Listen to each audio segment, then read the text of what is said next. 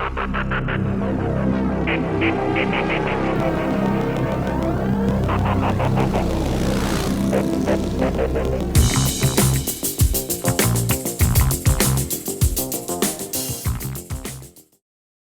and welcome to the channel that still can't be asked to get itself a catchphrase. Today I'm out on the VFR750, 1992, so what was that, 32 years old, 31, whatever. And I'm going to explain why I believe this is the best bike ever made. When I mean ever made, I am comparing it to when it was built, the way it changed a company's reputation, and comparing it to modern bikes to understand if it holds up. Now, to understand how we got to this over-engineered masterpiece, I'm just going to quickly run through a little bit of the bike's history, well, not the bike's history, but Honda's history, and the bikes that led to this, and why. And it all starts with racing. In 1979, Mr. Honda, who was not a fan of two-strokes and their noisy, oily, rattly engines, decided to venture and take a risk into the world of Grand Prix, MotoGP, with a four-stroke. Now, everyone was running two-strokes, and so was born the very clever oval-pistoned NR500, a genius in design, a splendour in innovation. Trouble was, it wasn't very reliable and only lasted 2 years, so that was gone. And well, they had to concede defeat and moved on to the NS500, rather odd V3, 500cc two-stroke. That was better, but they didn't give up their dreams of four strokes. So they made the LWS 1000 or the RS 1000 RW at the same time, and that was a four-stroke, and that was designed purely for the Daytona 200 and I think the AMA the AMA Superbike competitions. Trouble was, it was too good. It's 150 brake horsepower, 8 through the tyre technology of the day. So, yeah, they built a bike that was too good. Whoa.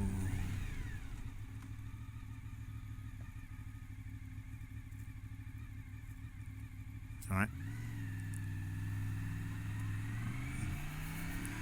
1982 was born the cruiser-styled bikes, the VF750F, Sabre, the C Magna, and the VF400. And then the Interceptor was born. The VF750F Interceptor. At the same time, they released the VF1000, the VF500, and the VF700. Now, the 700 was due to Ronald Reagan imposing tariffs on foreign-made motorcycles over 700cc to save a floundering American motorcycle company. Hog heaven. It worked, apparently. The VF700 only lasted a couple of years. Now, the VF750, with its 90-degree V4 four-stroke engine, whilst it was absolutely brilliant and raced some success, there was a problem. Have you ever heard of chocolate camshafts? Well, that's where it came from. Due to a bearing issue in the cams, or helping supply oil to the cams, they would self-destroy themselves. They would they would break, and this really hit Honda's reputation. But if it wasn't for that, we wouldn't have the VFR750. Now let me explain why. The cam-driven cams, as opposed to chain-driven, were so overly engineered that cams would last longer than the rest of the engine. They worked at a loss. I mean, they seriously over-engineered it. Which is why, if we consider this bike at 65,000 miles, it's just run in. 100,000 miles is nothing. There are people, you know, easily 200,000 miles, go around the clock. If you look after the rest of the bike, this thing is going to last forever. So Honda changed the perception. Now, when you think of a Honda nowadays, what do you think of? You think of reliability. Maybe not so much the new ones, I'm not sure. But you think of Honda, you think of bulletproof. Now this is the bulletproof engine.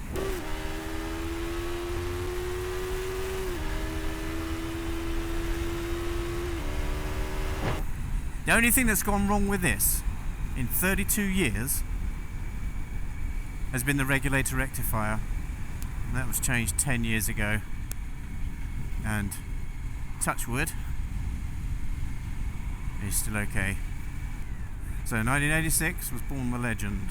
1988, a little bit of an upgrade, a few changes here and there, but the biggest change is the 16 front and 18-inch rear wheel were changed for 17 inches.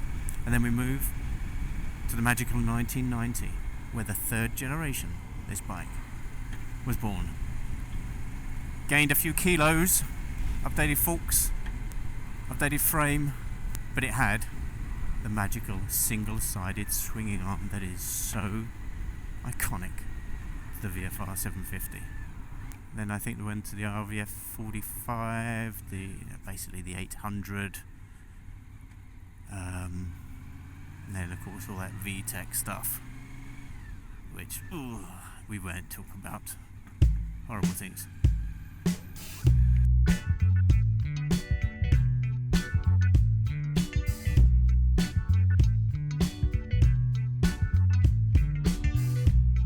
So obviously on this side we have the single-sided swinging arm in view, absolutely gorgeous and iconic. Let's pop over to the other side and have a look at the rather dated looking dash.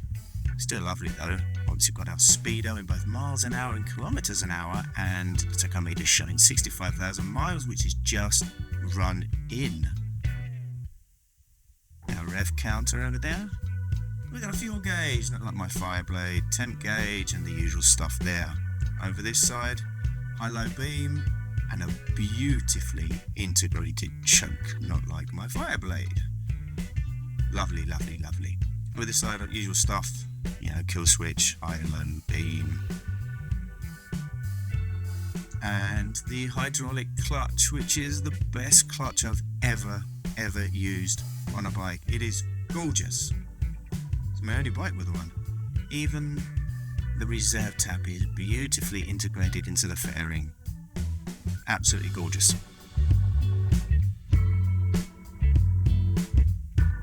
The tank paint, I mean the paint of the day was just so much better. I think it was lead based, so probably gonna die.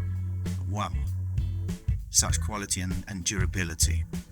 There's some brakes, nothing special. However, I've got good pads and I have braided hoses, so to tell the truth, they're actually pretty damn good.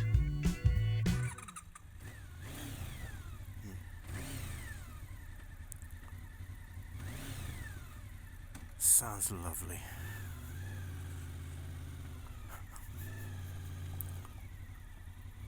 As I mentioned before, I think it's got the best clutches of any bike I've ever ridden. It's better than my 221 speed triple. It's better than my Fireblade. Absolutely splendid.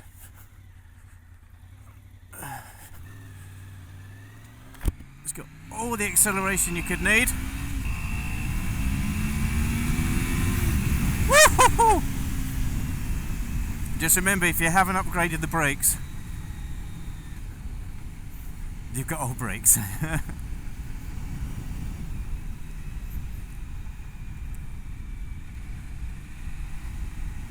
It's not the quickest of turning, but it flicks around still quite nice, and it rails through corners. I've had this on track and kept up with the best of them, except for the straights, of course. Now,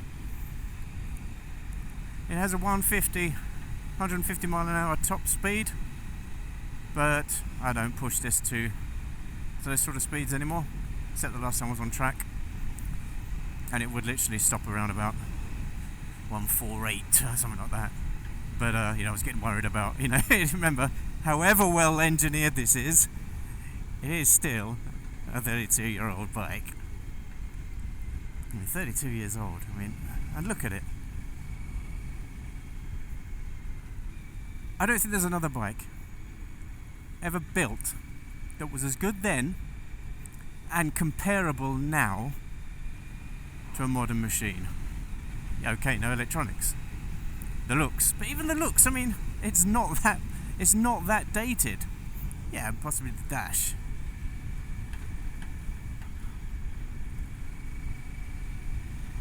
And it's just a joy to ride. The engine, it's addictive. It purrs, as I said. It's just, the grunt is just deceptive. You wouldn't think it was a 750. I think it's got to be at least 1,000. It's not. It's a 750. It is splendid.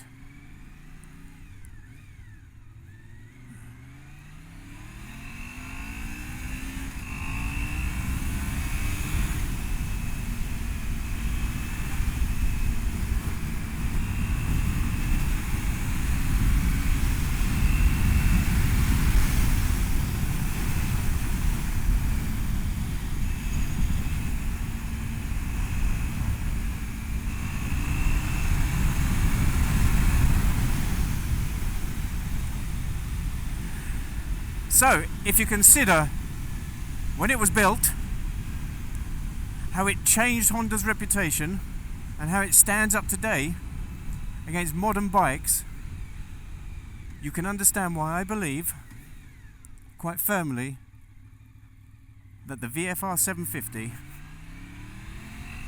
is the best bike ever made.